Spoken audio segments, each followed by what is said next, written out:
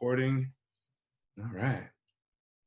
Excellent. So I think we will once again give like 1 or 2 more minutes to give people time to settle in. This is Redwood Heights Association's first of soon to be many discussions with wonderful experts in our area, wonderful experts in their field, and a space for us to really express the multiple voices, opinions, and needs of our entire community. And so we are super grateful to have Dr. Spinazzi here today. She's going to be talking to us about how we are navigating this world with our children and this digital world of screen time amidst a pandemic that we know as COVID-19, Corona, the Rona, whatever you want to call it. Shelter in place has been real, and our young people are on screens more than I think any of us are comfortable with, unless you were just letting them have screen time at all the time before. So if you were doing that, man, this was an easy transition for you, but not for me and my family. So we are honored to have Dr. Spinazzi here to talk with us. I'm going to get us started. And if you trickle in, you'll be muted. But as I said earlier, there's a chat space for you to put questions. We will have question and answer at the end. We'll have time for that. You can unmute yourself if you feel comfortable. And if not, we have the chat space for you to ask any questions that may come up during or after. I'm just going to do a quick introduction of the Redwood Heights Association, and then we will have a wonderful introduction to Dr. Spinazzi. Dr. Spinazzi will tell us all about her work, and then we will have some time to close out with questions and answers. And so here we are on September 16th, 2020. We are still stuck in the house. It is real. I did not expect to be stuck in the house for all of my Virgo and Libra birthdays that exist right here in my ecosystem. And yet here we are, from Tauruses and Aries all the way to Libras, Virgos, and everyone else. We will be celebrating our birthdays in shelter in place. But at the same time, we are starting school, and that has brought along with it a lot of other challenges. Redwood Heights as an organization has been here to support our community for years. I am proud to have been a part of the board for the last, I think, 6 years, serving as the vice president and secretary, taking notes and making sure that we are getting things done. I have some of my wonderful board members joining me here tonight, and I'm so thankful to have their support as we continue to do and make impact in our community. If you want to know more about what we do, and you are like, hey, I'm just now learning about RHA, or maybe you want to get involved, we are always excited to have new people come and join us. You can go directly to our website, rhaoakland.org, rhaoakland.org. See, you got to have that nice radio pitch voice. And you can click on the tab that says donate or get involved, volunteer. We are also always looking for new board members, because with new board members, we get a new spectrum. We get that hue to our entire neighborhood. We actually get the full voice. And so if you are someone in the community and want to join and lend your voice to us and our cause to bring all types of wonderful activities to our immediate area and surrounding neighborhoods, then please do like Bettina here and join our board. Because thankful to just that exact spirit we are, is that Bettina did decide to join our board, and she is one of our newest members. And right away she said, you know, I got something that really could help our community. I know someone who's an expert in the field of child psychology. And we're like, wait, really? And they'd like to talk for like our neighborhood? Really? Oh, they're local? Oh, well, let's do that. And sure enough, Bettina was able to make that happen. So I'm going to turn it over to Bettina for a much better introduction of Dr. Spinazzi. And then we will get started with our wonderful and awesome guest who's over here on my side. I don't know how your cameras look, but that's on my look. So Bettina, take it away. Thank you. Thank you. Welcome. Good evening. It is a real pleasure to introduce Dr. Noemi Spinazzi, who is a primary care physician at UCSF Benioff Children's Hospital, Oakland. She provides primary care services within the context of a federally qualified health center. She has a special interest in children with complex care needs and developmental disabilities, and she founded a specialized clinic serving patients with trisomy 21. She works closely with California Children's Services and with the East Bay Special Needs Committee. She's also the director of the Developmental and Behavioral Pediatrics Resident Rotation at UBCHO. Dr. Spinazzi is very involved in medical education. She's a faculty advisor for the Residence Committee on Diversity and Advocacy, and she's passionate about mentoring the next generation of healthcare providers. In addition to teaching the UBCHO residents, she volunteers her time with high school and college students. She's also a volunteer clinical faculty for UCSF School of Medicine. Dr. Spinazzi identifies as an immigrant.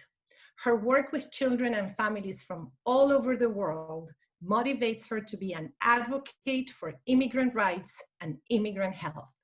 Dr. Spinazzi was born and raised in Milan, Italy. She moved to the United States when she was 15 years old, and she received her medical degree from the University of Pennsylvania in Philadelphia, Pennsylvania. She completed her residency at UCSF Benioff Children's Hospital, Oakland, where she was the chief resident. Welcome, Noemi. We are very, very thrilled that you are here with us today. Thank you for having me. Thank you for the introduction. And I am here to talk to you tonight about whatever feels most relevant to you. I have been giving a lot of talks lately. I've been talking about COVID a lot.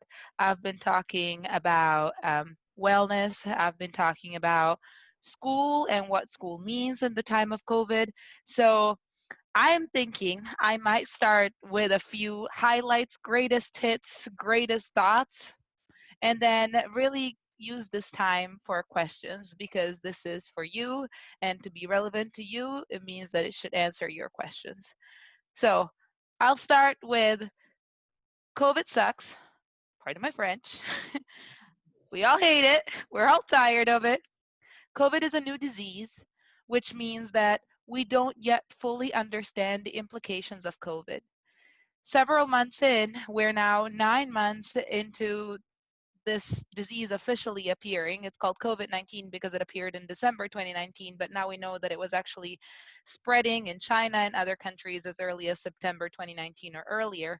But really, it hit the worldwide news and conscious in January around the Chinese New Year, and it started impacting us in the United States in late February, early March, and of course in early March, that's when the shelter in place went into effect, although San Francisco put it in place in late February.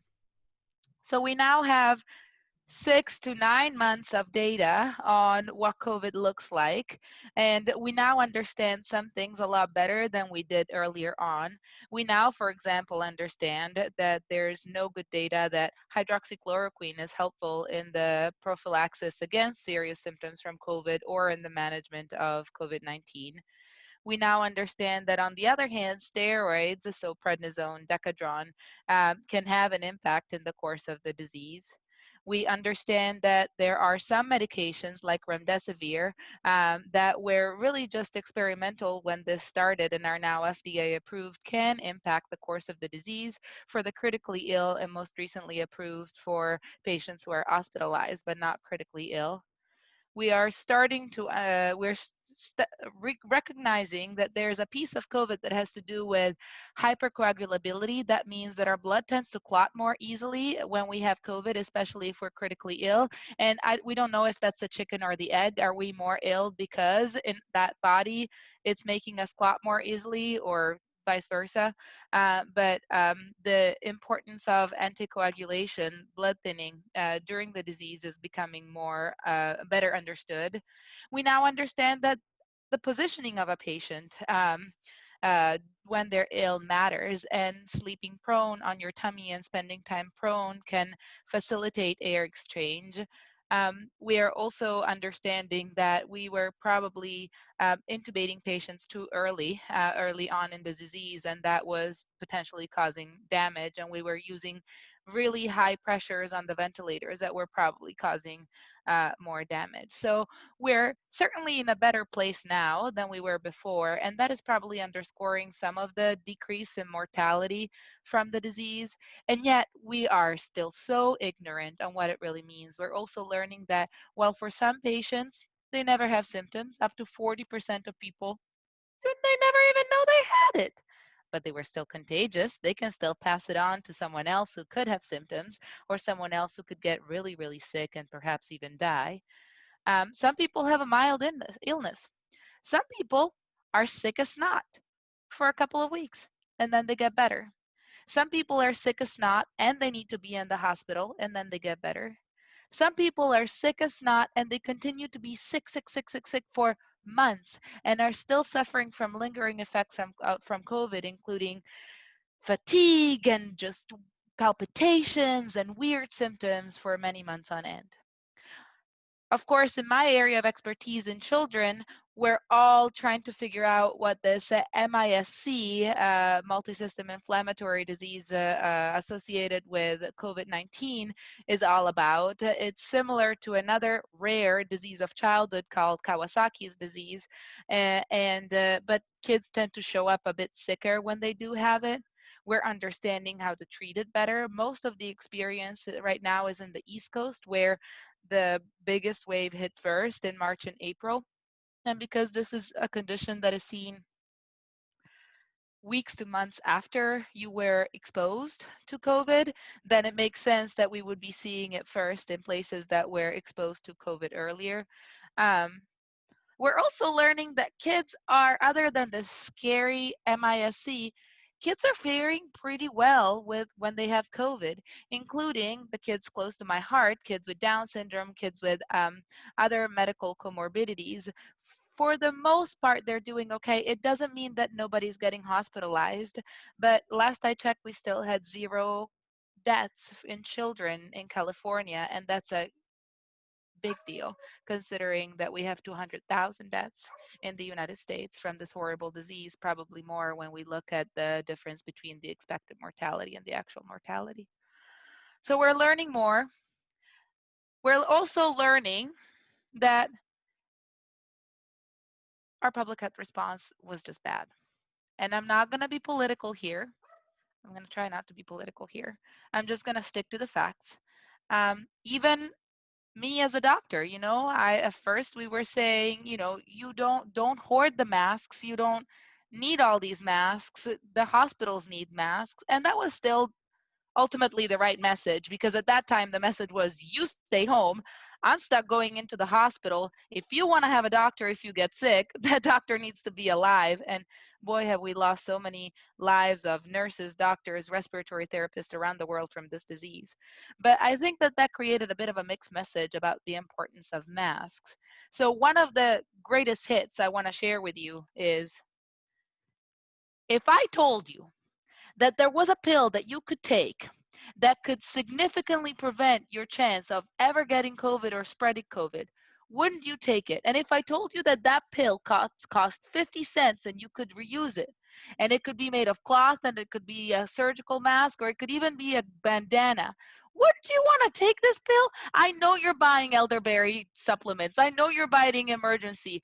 I know you're spending a lot more money on other supplements. So masks. And masks serve 2 purposes, okay? And both purposes are important. The first one is, I wear a mask to protect you. Why? Because I told you, 40% of people who have COVID don't even know it.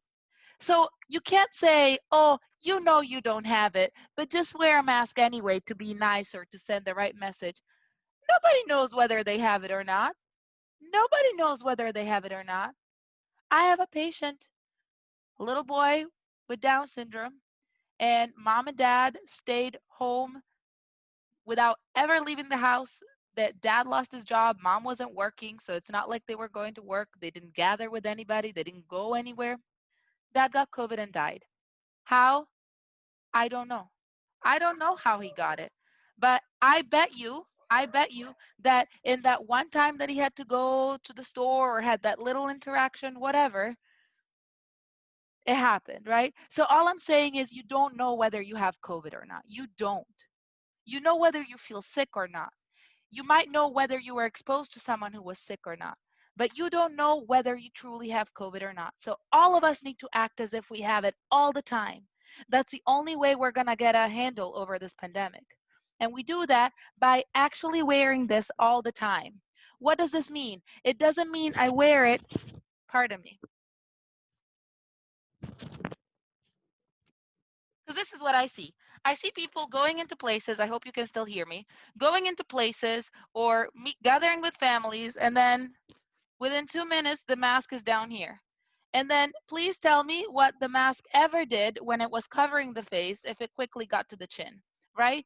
Because it's not like COVID is there in the first 15, it's not like you are contagious in the first 15 minutes you're hanging and then magically it disappears. You know, it's not like a seat belt that you wear while you're driving, but you can take it off when you're stopped. If you have COVID, you're contagious constantly, right? So if you're gonna take a risk and gather, you better be wearing that mask all the time. The other thing that chin masks do is look at this. I'm pulling it up, I'm taking it down, I'm pulling it up, I'm taking it down. So I am touching both the inside of my mask, which if I'm contagious has virus, as well as the outside of a mask, which if the mask is supposed to protect me might have virus. And then I'm suddenly like transferring whatever virus particles everywhere. So wear a mask. I wear a mask to protect you because I don't know if I might have COVID. And I wear it correctly over my whole face. Oh, don't get me started. I call it the penis mask because it's this, because it's kind of as if you were wearing your underwear but only down to here and then your penis were hanging out. That's not underwear. That's not like that. I'm sorry if I'm being extra silly, but I know this is not a formal presentation, thank God, and so I'm gonna let my weird out. So please feel free to to laugh every time you see someone who does this the way I do, because guess what? You're still breathing from your nose, and you're still gonna touch your nose, and then that defeats part of the purpose of the mask.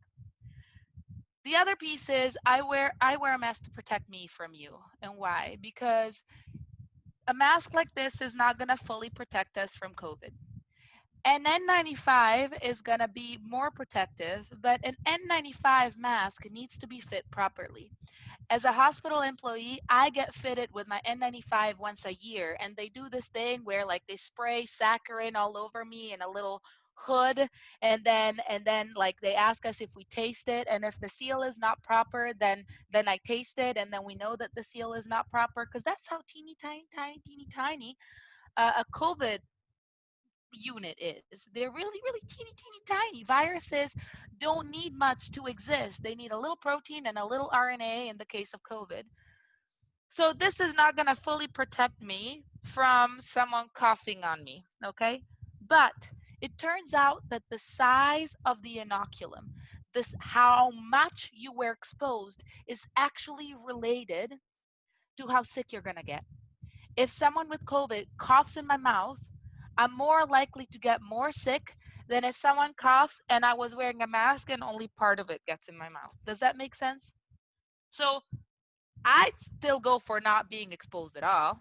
But if we're in a situation where we might not be able to control everything, at least I'm wearing a mask to protect me. And there are some cool graphics online on like the percent protection if you're the a contagious person isn't wearing one and the non-contagious person is wearing one and vice versa. The point is if everybody's wearing masks consistently and correctly, we're not going to be talking about remote learning.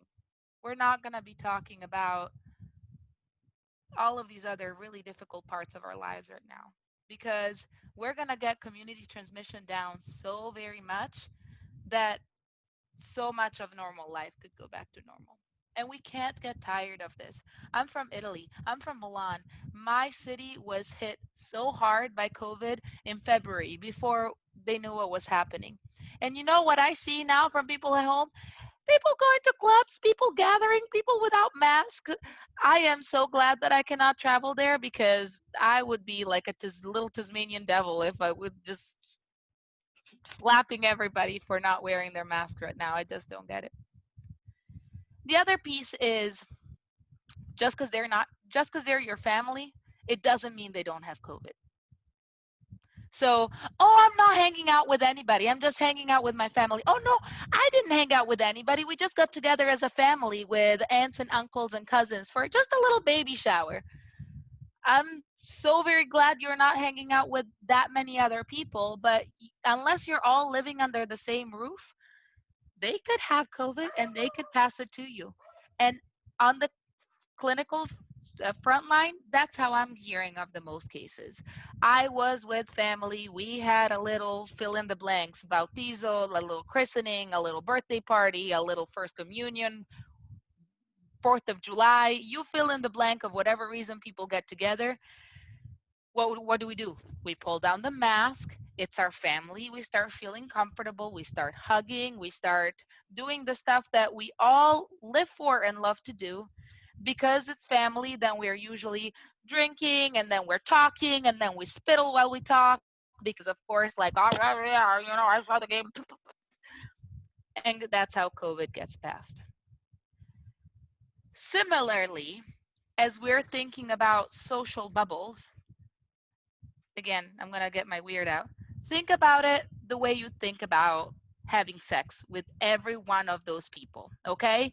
If you thought, hey, I'm only having sex with 4 or 5 people right now, and they're only having sex with 4 or 5 other people, you wouldn't feel so good about having sex without a condom, right? Like, because we're used to thinking about intimate contact like that because we've been so trained for so long from health class and all of the doctors talking about it. And so it's kind of obvious. You're like, ew, I wouldn't be doing that. And yeah, especially if they were also hanging out with other people. But when we're thinking about social pods, when we're thinking about school pods, which is the new rage, then, if one kid, if you have 3 kids and one kid is in a pod with 4 other kids, and your other kid's in a pod with 4 other kids, and the other kid's in a pod with 4 other kids, and each of those kids as siblings were in a pod with a few other kids, you can see how that small pod is no longer so small. And I want to say this because I'm going to be real.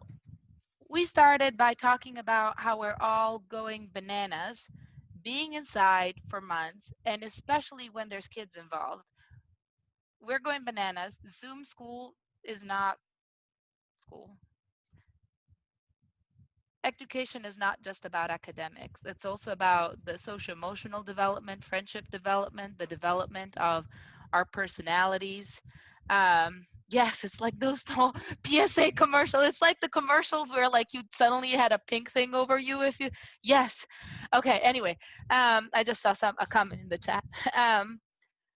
We're all going nuts. And so sometimes, and when I talk to families, I'm real. I say, yeah, your kid probably needs social interaction. So let's be smart about it. How many kids do you have? How and who could be their social interaction? Okay, you have one kid. Okay, could they see a couple of friends? Who do you trust to have to be just as anal retentive as you in terms of like not hanging out with other people? And can don't I do not believe when people say, oh, my kid cannot wear a mask. Cannot diminishes kids' abilities to learn.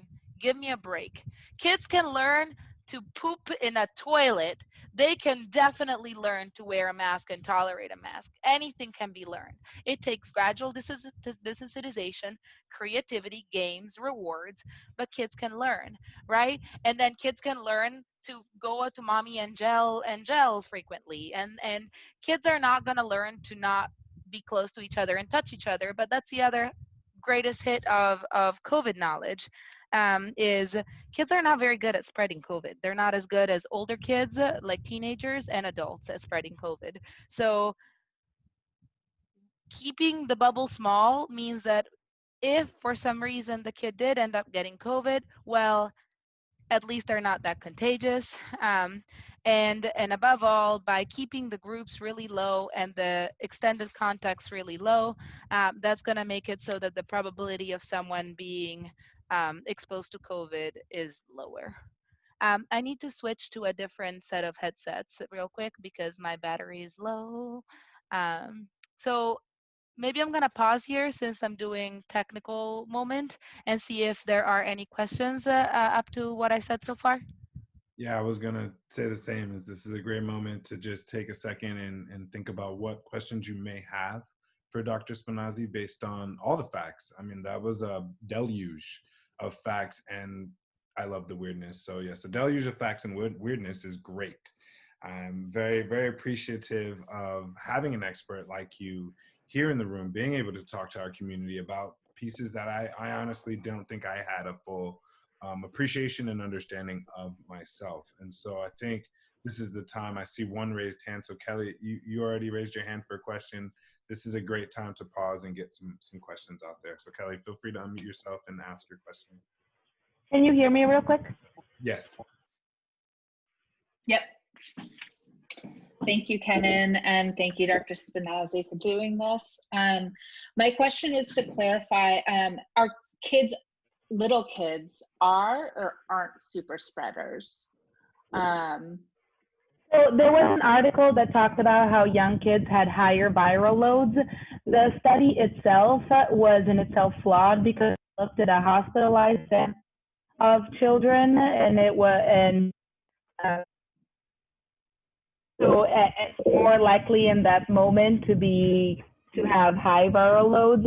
So we other studies that have looked at, that have tried to understand the contagiousness of children have looked, for example, like there was one case study of a kid who had both COVID and the flu and went skiing in France and then went back to Switzerland or vice versa, and then went back to a group of other children and like infected several children with the flu, but infected nobody with COVID. And other such studies suggest that children, especially children younger than 10, are not very good at spreading COVID. We're thinking that in part is because they have fewer ACE2 receptors in their noses. As far as what that one study showing higher viral loads in the nose means, I don't necessarily know. We don't necessarily know yet. But so far, I've not seen any evidence of kids being super spreaders.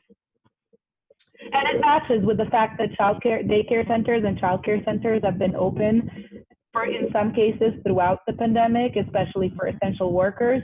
And I'm not hearing about outbreaks in childcare centers. I'm hearing about outbreaks before someone still decided to have a baby shower, a wedding, a whatever. What's been a lot in the news are schools in southern states that have chosen to reopen without enforcing masks, without enforcing other simple infection prevention guidelines. And, you know, we all saw those pictures of high schoolers in Georgia being herded really into a hallway. And no duh, they had outbreaks, but also those were high school students. So middle school and high school students transmit more similarly than adults. They still seem to get less sick than adults, but they're much more similar in terms of transmission patterns to adults than younger kids. Okay, and then my last question is, because I'm not sure where this conversation is going to go, is if my children's school is open, because for my younger one, we're not sending him because he's in food allergy treatment and he can't wear a mask until there's like a clear mask available. But for my older daughter, we're just trying to decide, she's 6, like, and they're doing all of the, you know, it's a private school, so they're doing all of the. What does your son need? You mentioned. Oh, he's in OIT for food allergy treatment. So if he's having an allergic reaction and he's wearing a mask, like, I don't have a clear mask for him. Where did you find that? Okay, good to know that they exist.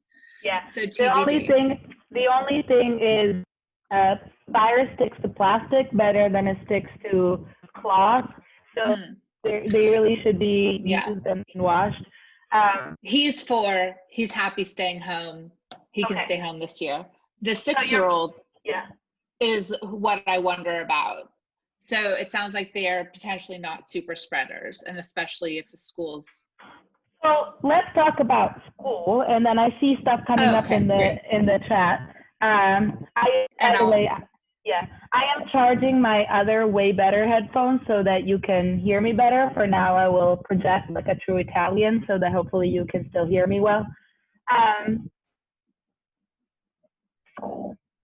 So first of all, using what we know about children and COVID, we should prioritize younger kids who really don't understand the point of school on Zoom anyway, right? And are much harder to kind of shepherd into Zoom learning before we think about bringing all kids, middle schoolers, high schoolers, who can actually get something out of a lecture on Zoom.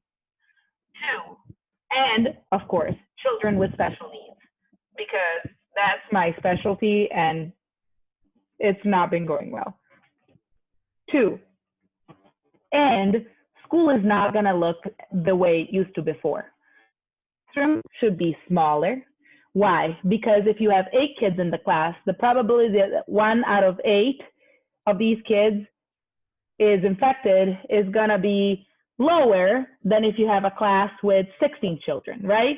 So it's just simple statistics. The more kids you have in a class, the more likely it is that one of those might have COVID. So smaller cohorts. The other piece to that is, and if you have to shut down the class because someone in that class ended up testing positive or being sick, then you're shutting down a class of 8, not a class of 16, and all of the implications of that. But let's not think about shutting down classes, even though we need to have a plan for that. Let's think about how to keep COVID out of the school altogether. So the way it would look if I ruled the world would be that, just like I have to do for working in the hospital, before 8 o'clock, I have to answer a list of questions that ask me if I have had any symptoms, and ask me if anybody in my household has had any symptoms, and ask me if I've been in contact with anybody with symptoms, and ask me if I've traveled within the past 14 days. And then as I'm cleared to enter the hospital, then I'm allowed to be there, right? Then the chance that I could inadvertently bring COVID into the place is much lower, because I've been asked questions about my own symptoms, and I've been asked questions about the household symptoms. So what it takes to safely return to school is a new degree of caution around who's allowed to bring kids to be in school. And then the corollary to that is we're going to have to be maniacal about testing, which is a tall order, right? Because think about how often kids get sick. That's why parents don't keep them home, because otherwise they would be home all the time. But hey, if the question is, do we have schools open or do we keep doing Zoom forever? Then we might need to take a compromise that might involve some additional missed days of school. But when you are sent home because you're symptomatic, whatever those symptoms are, either you get tested and then you go back to school if you tested negative and you've been symptom-free for probably 3 days, is what the experts have recommended. Or if for some reason you refuse testing, you stay out for 10 days, which is probably the correct time to kind of stay out, as long as you're symptom-free. After 10 days, you return. Right? So this is a very different way of thinking about return to school. And then for anybody over 2, the goal would be to wear a mask. And then definitely for everybody who's over 5 or 6, we're gonna wear a mask, right? Under 2, you don't know if the kid can safely take it off. It could be a choking risk. It's not that someone under 2 cannot handle a mask. I see babies in my office that are now tolerating masks. I see babies in my office that know that I'm smiling without seeing my face, because babies now know everything about eyes. And then we have hand washing stations everywhere. If you have kids in Oakland Unified, you know that Oakland Unified is not the best funded of districts. And sometimes they don't have soap and they don't have paper towels. So some of it goes into, hey, we're going to put soap and paper towel everywhere, and we're going to put gel stations everywhere. And then we might walk through the school in ways that are way more organized than usual, where we're walking in single files and in specific times and directions. And we're not going to go from class to class. We're going to do it Italian style. That's how I did middle school and high school, where it's the teachers that rotate and come to you. And it's fine, guys. It works just fine. My best friends are the friends that I spent all of my years together with. So like, it's very different culturally, but it works, and your education comes out just fine. So it's really, and then improving ventilation. And that means that if if Armageddon isn't going on outside and ash isn't raining from the sky or rain isn't raining from the sky, how much of school can we do outside today? Because that's going to be better ventilation. But why is ventilation important? Because as I spit and spittle, if for whatever reason my mask was down because I had to eat or just whatever comes out from the side of my mask, if I'm in a room that's closed with poor ventilation, it's going to hang in the air a little bit. If I'm outside, the wind is going to take it away from the environment really quickly. So that's why ventilation is important. And then stuff like deep cleaning, stuff like that, that's probably of much more limited importance. If we're doing a really good job with hand washing and mask wearing and limiting hands to eyes, nose, and mouth.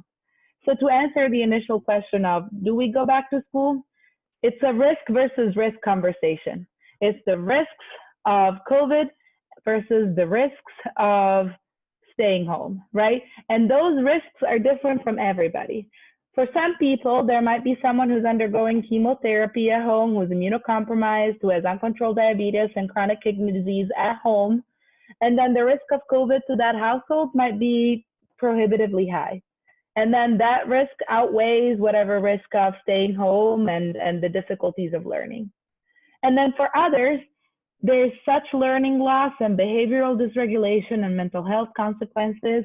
And then family-wise, health-wise, you know, of course, we're all at some risk, but the risks are reasonable. And then we might decide, yeah, of course, we're going back to school. And I see this kind of weighing of risks all day in my clinic. I have some family that are like, doesn't matter if they open the school, there's no way I'm sending my kid. And there are others that are like, how do we break down the gates so that we can get back in school? Do you have any sort of answer, right? And then I just want to recognize, let me see if I have, because I have a slide that I would like to show you if I can, that I put together.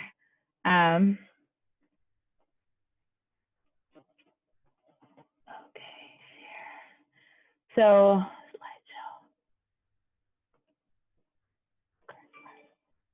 No, now you're seeing presenter view. Whatever, you can live with my presenter view. This is how many pieces are at play for the decision of reopening school. There's the public health departments who have to decide what community transmission is acceptable, how to scale up testing for all the students potentially needing more frequent testing, deciding who comes on and off the watch list, deciding how to approve waivers. There's the Department of Education issuing guidelines for how to do this safely and issuing guidance again about when to do it as it pertains to wait list as well as how to do it. Our advice is do it in a phased-in approach. Don't say all the schools are closed and all the schools are open all together all at the same time. Because then if you made a boo-boo and you didn't do it right, then you kind of made boo-boo for everybody at the same time. Do it in a phased approach. Let the kids in who are highest risk for staying home, the ones where the risk benefit is just so off that they're like banging on the gates of school saying, please let me in. Parents who need to go to work and don't know what to do and have to choose between paying rent and buying food and staying with the kid at home so that they can do distance learning. Believe it or not, some people who just must be in no matter what, right? And so we need to, I'm not saying we're experimenting. I want to be very clear about this because that is very serious language that we need to use, but it's a natural sample of people who are ready to go back, right? Not the ones who are hesitating, not the ones who have, oh, but this and this and that. And so, and then of course, kids who are just suffering immensely from the reality of distance learning, especially I'm thinking of my children with more severe disabilities. So those might be the first kids who go back. And then we pause and we see, hey, look, we did it right. There was no big uptick in community transmission. Let's go and let a few more people in, and then reevaluate and do it in a phased approach. And I just want to say that even Oakland Unified did surveys to assess people's readiness, and there were many people who were ready to go back. So again, this wouldn't be a forced thing. This wouldn't be an experiment thing. This would just be a let's do it in a smart way where we don't reopen the whole district all at once. That would just be a little silly. And then there's the state government having to provide more funding, because if we're going to have a hybrid of distance and in-person learning, then we're going to need more funding. And if we're going to have schools that are safer, we're going to need more funding. And then to offer legislation that protects the rights of students. And in the special needs world, Bettina knows that we have been running into this a lot. And then school districts, because the school districts themselves need appropriate funding, but then they're dealing with the unions, and that's its own situation, right? Because in order for our children to learn, we need teachers who are alive and well. And of course, teachers who went into this profession to teach know a thing or two about teaching in underfunded districts, and they are giving pushback. And as much as I need my patients to be back in school, as much as we need our children to be back in school, I think that we need to recognize what teachers are experiencing right now, because they have been underpaid and underfunded and undersupported for a really long time. So I just wanted to show you that, because you saw how many bubbles go in it. And then within each bubble, there's its own bubbles. And so it's never going to be a thing of like, all right, we're ready, bing, magic, and we're back. It's complicated. I'm going to shut up. That is so amazing. I really do appreciate the level of detail, the level of research and insight that you're able to provide for us. I think you answered probably 4 of the questions that were posed in the chat thread, with just your dialogue and then your slide that you were gracious enough to share with us. I'm gonna give us all a moment to look at the time, and it's 7:45. This was designed to be about 45 minutes, not to say that we are getting anyone kicked off, but I would like to ask that if anyone has some pressing questions that have come up that were not answered, this is a great moment. Please do not attack Dr. Spinazzi all at once with your unmuting, but if you feel that you're comfortable with unmuting yourself and asking a question, this is a great time to do so as we begin to wrap up. There was one question I see here about screen time, and that's a good one. Yes. And I heard the greatest answer from a child psychologist who's going to speak at one of our coming conferences.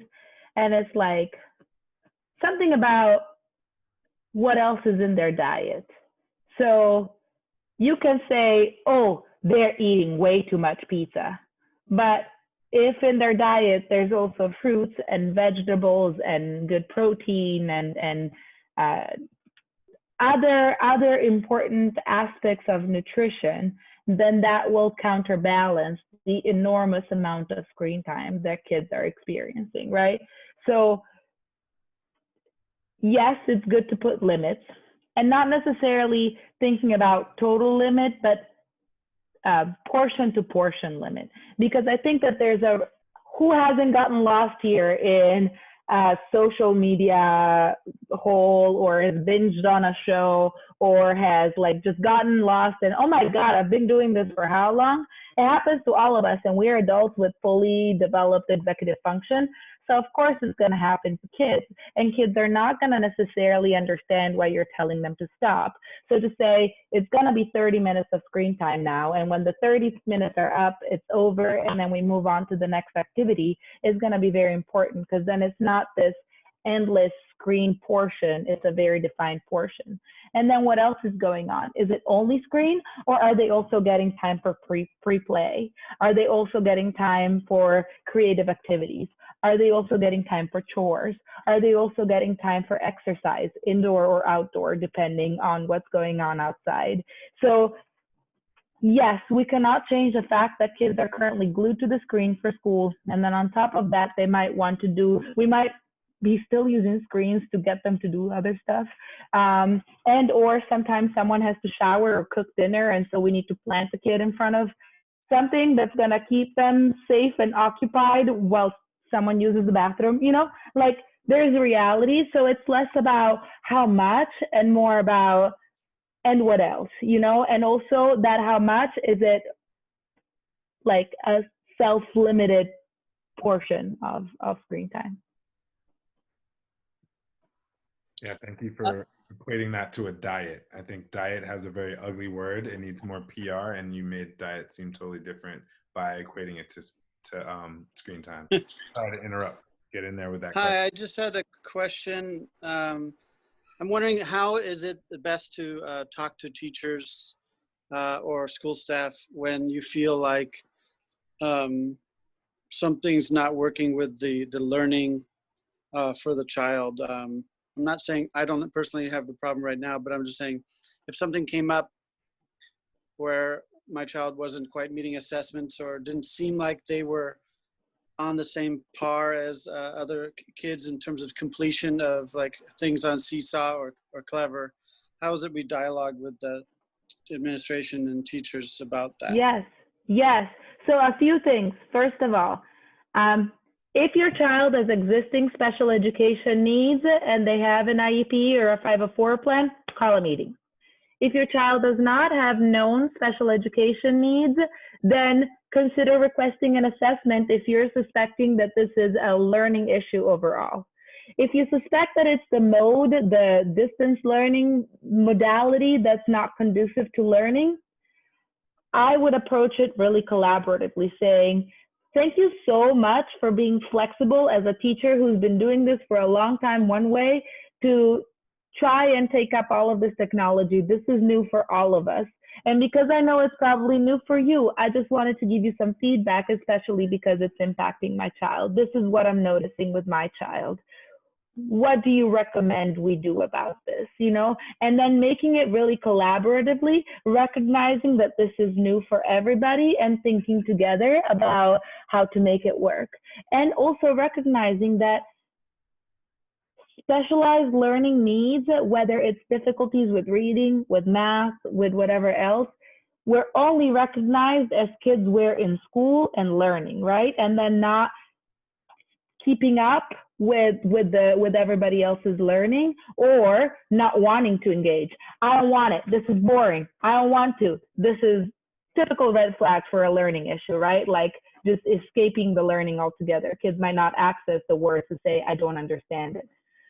And right now, learning is on Zoom. So if someone is consistently not advancing, not meeting things, then it might be helpful to have a student support team, an SST, which is the lower rung of support, or a 504 and a conversation with your pediatrician about, hey, I'm noticing these things. You know, should we get more assessment, more evaluation? Should we request a 504 plan? 504 plan allows for specific accommodations based on a known condition or disability. I'll give you an example. If someone has attention issues and it takes you twice as much to complete a task because your attention shifts, then you might only need to be responsible for half of the homework, because that's how we're gonna fairly compare you to someone else. If you're like me and you need to shift all the time, you can only see my business half, but I've been moving my legs and kicking all the time. I have a little squishy pillow and all of that.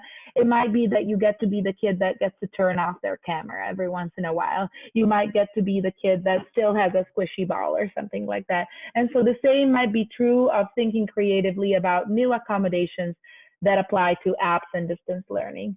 And then the top rung is a formal psychoeducational assessment to determine if someone has a true special education need, and there's 13 categories that someone can qualify under for an IEP. And I just want to call out that special education has served some members of our community wrong, specifically people of color, and has traditionally been a way to oppress and suppress.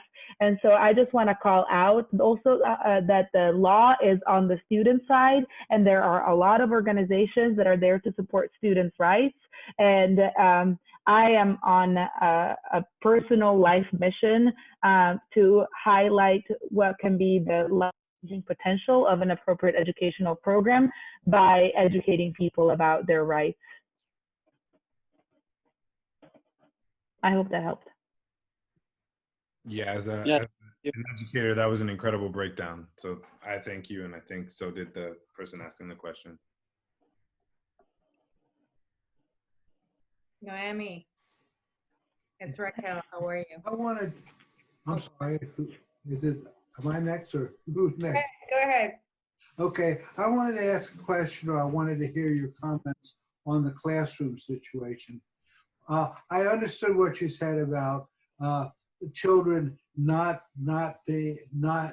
spreading it to amongst themselves because of whatever reasons. But I'm very worried for the point of view of the teachers, people like you or people like my friend Bettina, who, although the kid is asymptomatic, spreads it to the teacher, and then the teacher, out it goes. I have no answer to that, and I don't think anybody else does either, but I'm very interested in what you have to say about it. Yeah, so first of all, kids can still spread it. They're just not as good at spreading it. I understand that. I just want to clarify that. Absolutely. That's why teachers are going to need to be just as protected as doctors. I go in every day, I'm seeing sick children. Every day, I'm seeing who could be potentially contagious, and they're coming in with their parent too, who's even more likely to be contagious. Nobody's allowed in without a mask, and I'm wearing a mask on all the time, and I have a face shield, and I shower as soon as I get home. That's why my hair is wet still, and I wear scrubs and I change when I get home, and I have hand sanitizer everywhere and soap everywhere, and I have someone at the front that's screening everybody, and if someone has been in contact with someone with COVID or is sick and hasn't otherwise been cleared to be there, then I'm not there. If I'm working with someone who's sick, I have additional layers of protection as well. And so when we are talking, as doctors, we've been trying to take a role in advising districts on how to return to school safely, and part of it is protect the teachers. So it might be, again, school might look different. It might be that I don't come real close to you to help you explain the math. I might have to do it at a little bit more of a distance. It's gonna look different. It's gonna look different. And some teachers who have pre-existing conditions or on the older side really might end up being the group of teachers who continue to do the distance instruction until it's safer to return to in-person learning. But you're right, even though children are less contagious, there's still a risk to teachers, and that's why teachers have not expressed readiness to return to school because they need to feel that they can trust the districts to offer them the adequate protection. Funding has been allocated by the state and the federal government to provide adequate PPE with personal protective equipment, with masks and ideally face shields, and then also really encouraging kids to wear their own masks. If you are in a special education classroom with someone who might be drooling or spitting, maybe there's an additional barrier like a plexiglass divider or something like that that might be needed. You might need to be wearing a gown, a disposable gown. We have the equipment to do it because we've been on the front lines since February and March seeing people with COVID or with possible COVID, you know? So I feel the risk. I have solid anxiety and I have to see a therapist because I'm scared every day. And this is kind of the job. And so here we go and we do it with the adequate protection, And so the same needs to be ensured of teachers also. Raquel, you had a question. I think we'll probably close with one or two more and be respectful that 8 o'clock is coming, and we do all have the entire ecosystem of being at home happening probably right around. And I become a werewolf. at 8. Oh, so. well, I might want to wait for that. Now you're just teasing a whole different, like, exciting adventure. So don't do that again. All right. Well, I digress. So I'm just trying to kind of get a little bit on the back end of all of these stories is, you know, I keep hearing, especially like in my own district, it feels like, and especially since, you know, Santi, and I have a child with special needs, and I feel like their class, for example, the class size is so small, and kind of the risk assessment would be a great pilot sort of program, even though, yes, there are other things that they have that are potentially like more risk, you know, with their condition. But again, for cleaning, keeping them away, even coming up with a schedule and saying like, oh, let's do 2 kids per hour and you can do shifts, whatever.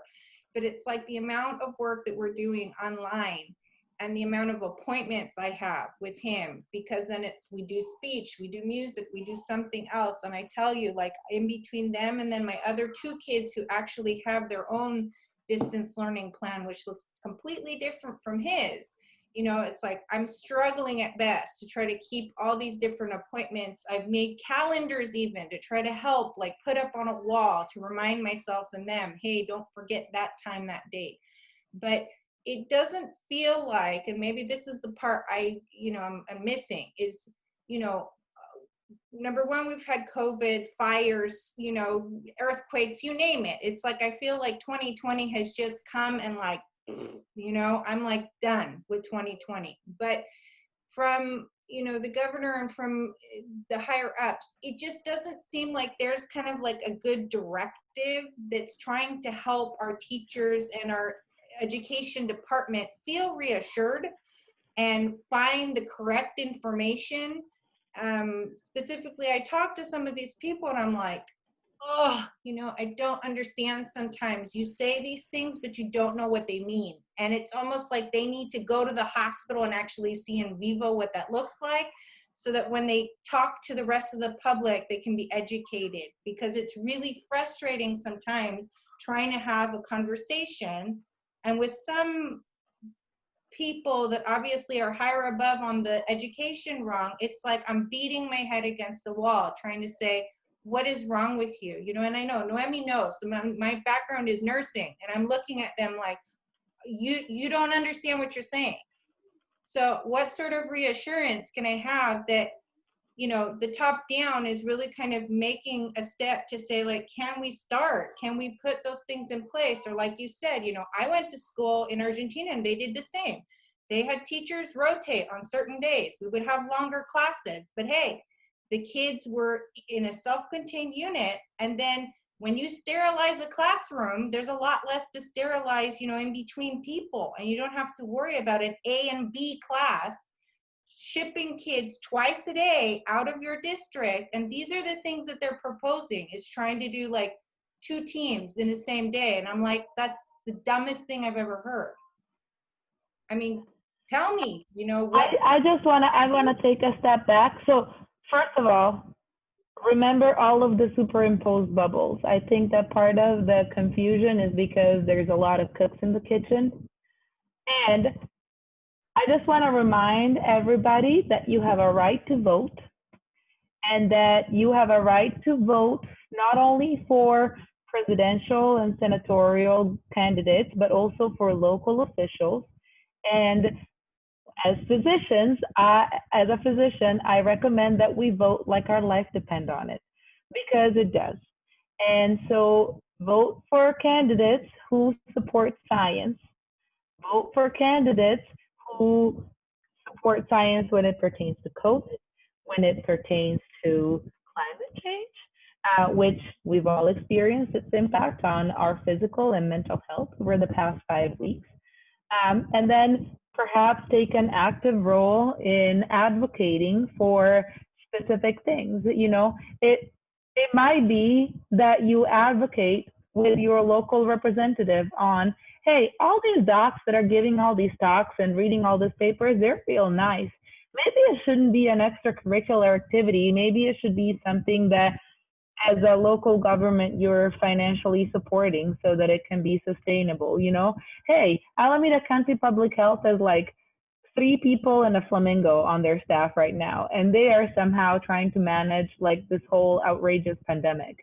Like, I think that it's so much, and it feels like so much, that I feel like sometimes we have to like take several steps back and say, what can I bite off? If I am a doctor, this is what I can do. If I am an educator, this is what I can do. If I have a background in nursing, this is what I do. If I have experience having been taught in a different system that does it differently, here are the creative ideas that I can bring. If I don't have background in education or health, I have my vote and I have my voice, and I can talk to people who do for advice and ask for advice, or I can simply say it's time to fund public health departments. because contact tracing. I call people. I was like, this family decided to have a wedding, and now like this whole part of the family has COVID, and there were X number of people at this wedding, and you need to call them. Do you think someone a month and a half later has ever called anybody? No. Do you think that they went into public health because they wanted pandemics to go unchecked?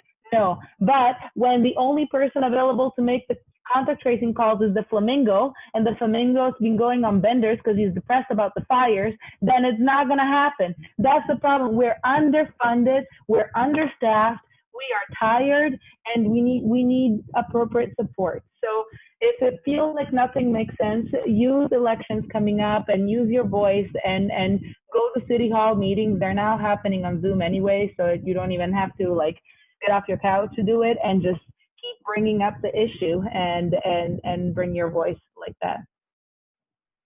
And wear your mask and bring down community transmission. I think, and that is a great place to say thank you, first off, and clap it up from our screens for Dr. Spinazzi like that. I heard bringing the realness, and you brought it. You definitely brought it 100% today. I am so thankful for everyone who stayed, hung out with us tonight for our first Redwood Heights Association discussion of this type. I am more than excited for the ones that are going to come next, because one, this was just inspirational and exciting, and so much information that I have to now go and digest myself, that I'm sure there are going to be many conversations that happen as a result of all the information that we just got from you today. So one more time, just a wonderful and an incredible and inspiring conversation tonight. Thank you to everyone who has joined.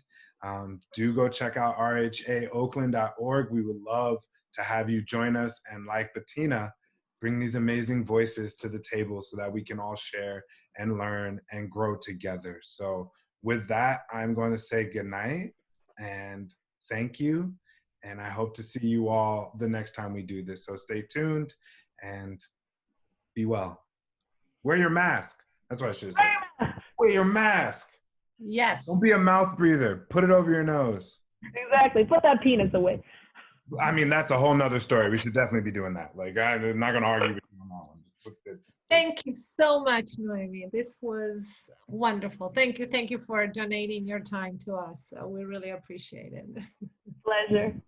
All right, I'm going to go to Hogwarts to read my Harry Potter books now. Bye. Good night, everyone. Good night, everyone. Good night.